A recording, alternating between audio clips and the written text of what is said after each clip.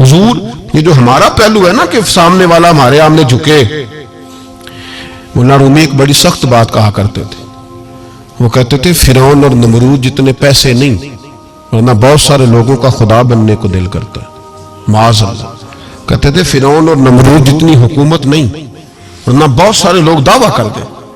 ہمارا وہ جو مزاج ہے نا پروٹوکول کا، وہ جو طبیعت بنتی جا رہی ہے ہماری، اور ہم دیکھتے ہیں کہ یہ دو چار آدمی، ہم یقین کریں کہ کسی کو کہہ دے صحیح فیصلہ تجھ سے کرانا ہے، پھر جو فیصلہ کرنے والے کا ماحول ہوتا ہے وہ دیکھنے کے قابل ہوتا ہے، پھر وہ بیچارہ ایسے لگتا ہے جیسے تار پہ بیٹھ گیا، پھر تو بدل گیا، کسی کو کام کہہ کے تو دیکھے، بس اس کی جو حالت ہوگی وہ ناقابل بیان ہوگی، ایسے جیسے اس وقت دنیا کا سب سے پاورفل ہستی یہی ہے۔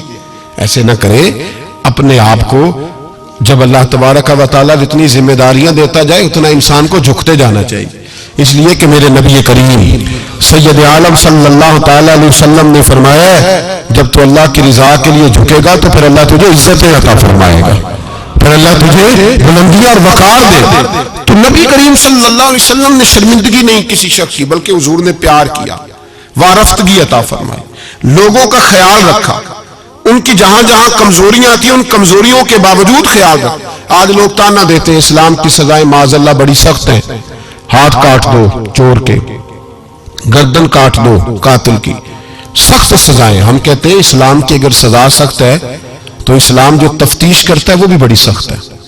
اسلام جتنا پس منظر کو دیکھتا ہے اتنا بھی کوئی قانون نہیں دیکھتا۔ اسلام جتنا بات کی گہرائی میں اترتا ہے اتنا بھی دوسرا کوئی اتر سکتا نہیں۔ اسلام کی سزائیں سخت ہیں، پر وہ سزائیں جب نافذ ہوتی ہیں تو معاشرے میں امن بھی قائم ہوتا ہے، لیکن اس کے جو پس منظر ہے وہ بڑا انوکھا ہے۔ ایک صحابی حضرت عباد بن شرجیل رضی اللہ تعالی عنہ، وہ کہتے ہیں قحط کا دور تھا مدینے میں، حالات بڑے خراب تھے، تو میں نے اپنے پڑوسی کے باغ میں چوری کر لی، کچھ کھجورے اور انگور میں نے کھا لیے، کچھ میں نے اپنی چادر میں چھپا لیے۔ جب باہر نکل رہا تھا تو باغ کا مالک آ گیا، اس نے مجھے پکڑ کے گھسیٹا بھی، میرا کپڑا بھی چھینا، سخت سست بھی کہا۔ فرماتے میں عزت دار آدمی تھا، جب یہ میری غلطی ثابت ہوئی تو بس میں مر گیا۔ میں اس طرح لگے کہ جیسے آج زندگی نہ بھی ہوتی تو ٹھیک تھا۔ کہتے ہیں میں شدید کرب، آزمائش اور تکلیف کے عالم میں وہ مجھے پکڑ کے رسول اللہ کے دروازے پہ لے گئے۔ کہتے ہیں نبی پاک کے سامنے جا کے کہا حضور اس نے چوری کی ہے۔ کہتے ہیں میں نے محبوب کا چہرہ دیکھا، حضور نے میرا بازو تھاما اور میری گردن پہ تھپکی دے کے فرمایا تو چور تو نہیں۔ کہتے ایک جملے نے مجھے اٹھایا فرش سے اور عرش پہ بٹھا دیا، حضور نے فرمایا تو چور تو نہیں، بتا یہ غلطی کیوں ہوئی؟ یہ ابو داؤد شریف کی روایت ہے، کیوں غلطی ہوئی؟ حضرت عباد بن شرجیل کہتے ہیں جب حضور نے تھپکی دی نا، پہلے تو میرا حال یہ تھا کہ زمین پھٹ جائے، آسمان ٹوٹ جائے، لیکن جب حضور نے تھپکی دی تو میں رو پڑا۔ میں نے کہا یا رسول اللہ بچے بھوکے تھے، بیٹیاں بھوکی تھی، بیٹے بھوکے تھے، حضور اپنی تو میں برداشت کر سکتا پر بچیاں تھی جو میں روٹی مانگتی تھی تو میں حضور میں ٹوٹ جاتا تھا۔ اس سے 2 4 5 دفعہ ادھار مانگا، اس نے دیا۔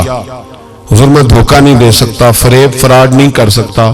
یا رسول اللہ صلی اللہ علیہ وسلم ادھار مانگا، کچھ دیر لوگوں نے دیا، پھر نہیں دیتے تھے، مجبور ہو گیا۔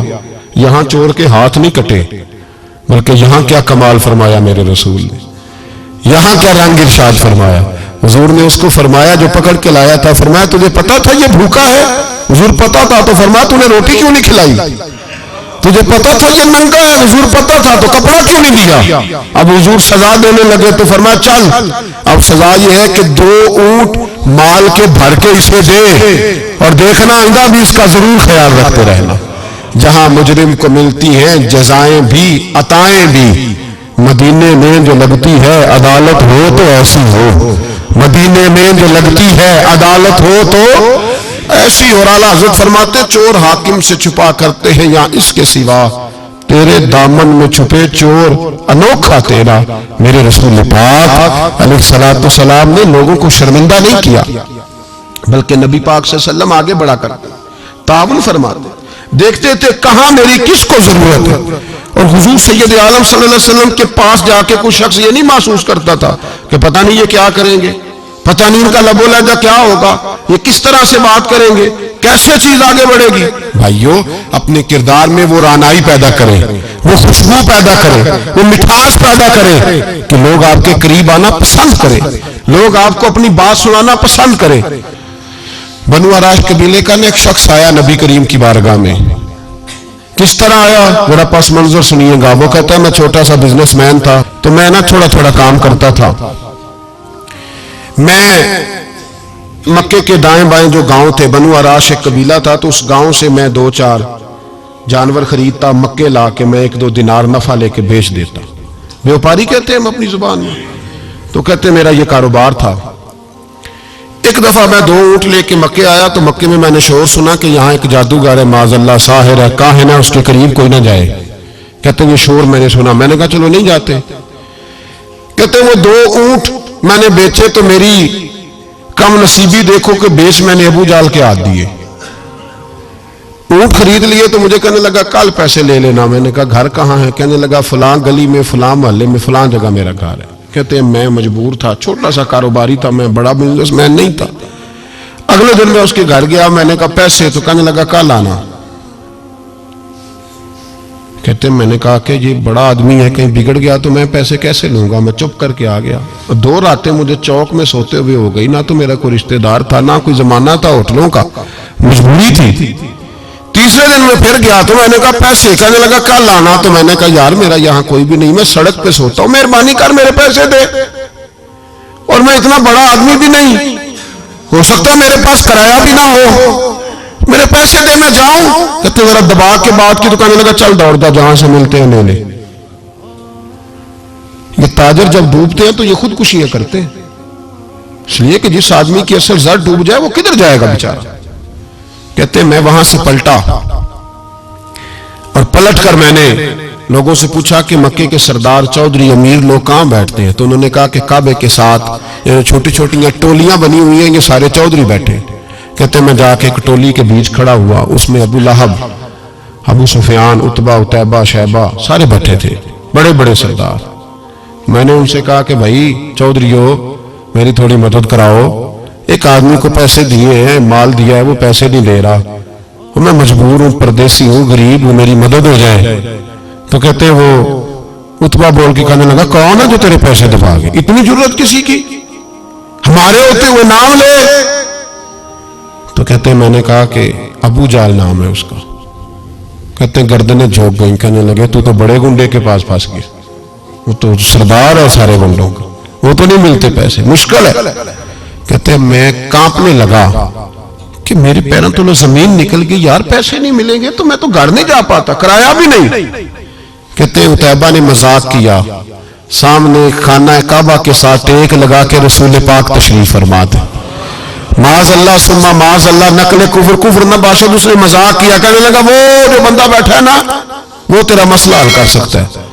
کہتے اس نے مذاق کیا، باقی تالی لگا کے ہنسنے لگے۔ مجھے سمجھ نہ آئی، بھیجتے بھی ہیں، مذاق بھی اڑاتے، پر ڈوبتے کو تنکے کا سہارا میں چلا گیا۔ اللہ کے رسول وظیفہ پڑھ رہے تھے تو میں ڈرتے ڈرتے کہ میرا کہیں یہ سہارا بھی نہ چلا جائے، میں ڈرتے ڈرتے پیچھے بیٹھ گیا کہ حضور فارغ ہوتے ہیں۔ تو غریب آدمی ڈرتا ہے نا چودھری صاحب بگڑ نہ جائیں، تو اسی پس منظر میں میں ڈر رہا ہوں کہ کہیں کوئی بات نہ ہو جائے، فارغ ہوتے ہیں تو بات کرتا ہوں لیکن قربان جاؤں۔ ابھی میں بیٹھا ہی تھا، میرے نبی نے رخ میری طرف پھیر لیا۔ کہتے میں پردیسی تھا، میرا کوئی اپنا نہیں تھا۔ 2 جملے نبی پاک نے کہے اور مجھے یوں لگا کہ بچھڑی ہوئی ماں مجھے مل گئی ہے۔ 2 جملے نبی پاک نے، پہلا جملہ فرمایا بھائی پردیسی لگتے ہو، اور دوسرا جملہ کہا پریشان لگتے ہو۔ کہتے ہیں میرے آنسو یوں نکلے جیسے نہریں بہتی ہیں۔ میں نے کہا محبوبہ میں تجھے جانتا تو نہیں، پر پردیس میں لٹ گیا ہوں، انشاءاللہ پردیسی کوئی بھی نہ تھی وے کخ جنا تو پارے۔ حضور ایک آدمی نے پیسے دبا لیے، کہتے جب میں رویا تو نبی پاک نے نہ نام پوچھا اس بندے کا، نہ کام پوچھا، میری گردن پہ تھپکی دی، فرمایا فکر نہ کر، جیسے تو کہے گا ویسے ہی ہو جائے گا۔ کام بھی نہیں پوچھا، نام بھی نہیں پوچھا، حضور نے بازو تھاما، گھر لائے، اور حضور نے ٹوٹی ہوئی چٹائی پہ بٹھایا، اور اللہ کا لاڈلا نبی اپنے مقدس ہاتھوں میں میرے لیے کھجوریں لایا۔ اور حضور میرے لیے دودھ لائے، کریم نے مجھے کھجوریں کھلائیں، دودھ پلایا اور فرمایا جب تسلی ہو گئی، میں کئی دنوں کا بھوکا تھا، جی بھر کے میں نے کھایا۔ اب حضور نے فرمایا بات کیا ہے؟ حضور اس طرح میں نے پیسے دیے، مال دیا، اونٹ دیے، پیسے نہیں دیتا۔ بندہ کون ہے؟ ابو جہل۔ کہتے حضور نے فرمایا فکر نہ کر، مل جائیں گے۔ تو فکر نہ کر، غم زدوں کو رضا مجدہ دیجئے تو ہے، بے کسوں کا سہارا ہمارا نبی، ملیں گے، ملنے کیوں نہیں؟ فرماتے حضور نے فرمایا چل میں تیرے ساتھ چلتا ہوں، اور بھائی کو فون بھی کر دے تو مہربانی، کوئی روکا بھی لکھ دے تو مہربانی۔ ساتھ کون چلتا ہے؟ وہ بنو آراش کے صحابی کہتے ہیں میرے نصیب دیکھو، دو جہاں کی رحمتیں، اللہ کا پیارا رسول میرے ساتھ چل رہا ہے، حضور میرے ساتھ ساتھ۔ کہتے ہیں اس کے دروازے پہ پہنچے تو میں سارے رستے سوچتا تھا کہ لوگ تو کام کراتے ہیں تو بڑھ کے مارتے ہیں، ایسی کی تیسی کرا دیں گے، ہو ہی نہیں سکتا وہ پیسے۔ کہتے ہیں حضور نے تو کوئی بات ہی نہیں کی، میں ہی کرتا رہا، حضور تو چپ ہے، نظریں جھکی ہوئی ہیں۔ میں کہتا تھا وہ بڑا بدماش ہے، حضور کیسے بات کریں گے اس کے ساتھ؟ لیکن جب اس کے دروازے پہ پہنچے، دستک دی، وہ باہر نکلا تو کہتے ہیں مصطفیٰ کی جھکی ہوئی نظروں کو میں نے اٹھتے ہوئے دیکھا، ہو ہلکا یارا تو بریشم کی طرح نرم، رجل حق کو باطل ہو تو فولاد ہے مومن۔ کہتے ہیں اٹھتی ہوئی دیکھی نظریں، اور میرے حبیب پاک نے نظر اٹھائی اور ایک جملہ، اور اس جملے کے اندر طاقت خدائی۔ حضور نے فرمایا تیرا کیا خیال ہے؟ پیسے دبانے والے اور لوگوں کو ستانے والے بڑے ہوتے ہیں، تو سردار بنتا ہے؟ غریبوں کا خون چوس کے سردار بنے گا؟ ان بیچاروں پہ ظلم کر کے لا اس کے پیسے لا۔ کہتے ہیں اس کی ٹانگیں کانپنے لگی، کہنے لگا جی میں ابھی لایا۔ ادھر سے عتبہ نے بندہ بھیجا، کہنے لگا پتہ تو کرو، پیچھے جاؤ تو صحیح بنتا کیا ہے۔ وہ جاسوس بھی کھڑا ہے چوک، ابھی لایا جی میں، فٹافٹ پیسے لایا۔ بنو آراش کے قبیلے کے وہ صحابی کہتے ہیں نبی پاک علیہ السلام نے پیسے مجھے دیے اور فرمایا ابو جہل تیری آئندہ شکایت نہ آئے۔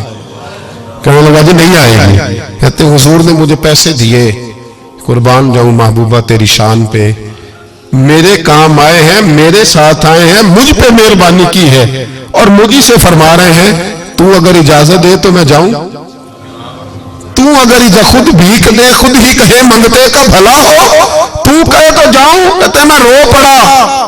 میں نے کہا محبوبہ نام کیا ہے؟ اس شانوں والے باپ کا نام بتا دے جس کے ہاں آپ جیسا نور نظر پیدا ہوا، اس شانوں والی ماں کا نام بتائیں جس نے آپ جیسا لال جنا، قبیلہ بتائیں۔ تو میرے حبیب نے فرمایا چھوڑ تیرا کام ہو گیا نا، نام چھوڑ تو۔